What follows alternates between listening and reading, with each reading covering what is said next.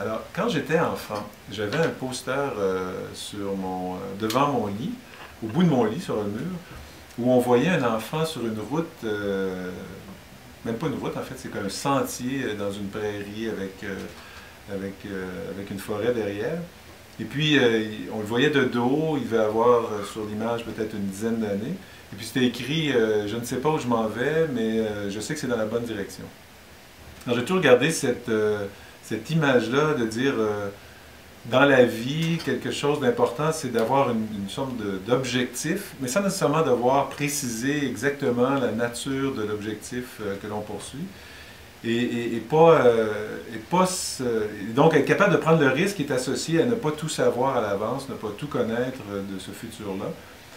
Voilà, donc la notion de prise de risque est associée à ça. Il y a l'idée de se jeter dans un inconnu, même si mais en même temps avec une certaine certitude ou assurance que c'est la bonne direction.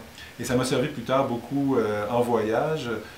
Quand j'ai voyagé seul pendant 2 ans, après mon cégep, j'ai arrêté l'école 2 ans. Et puis ça m'a permis vraiment de me dire des fois, je ne sais pas où c'est-tu la bonne direction, la bonne ville à aller voir, la bonne personne avec qui voyager, la bonne personne avec qui monter dans le char sur le pouce. Puis de me fier à quelque chose qui ressemblait plus à une intuition qu'à une certitude de quelque chose, mais sachant que c'est quand même correct de le faire.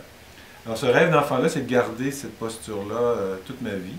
Ça a été essentiellement ce qui a guidé pas juste cette époque un peu plus jeune, mais aussi comment j'ai fonctionné comme prof, comme chercheur, et encore aujourd'hui.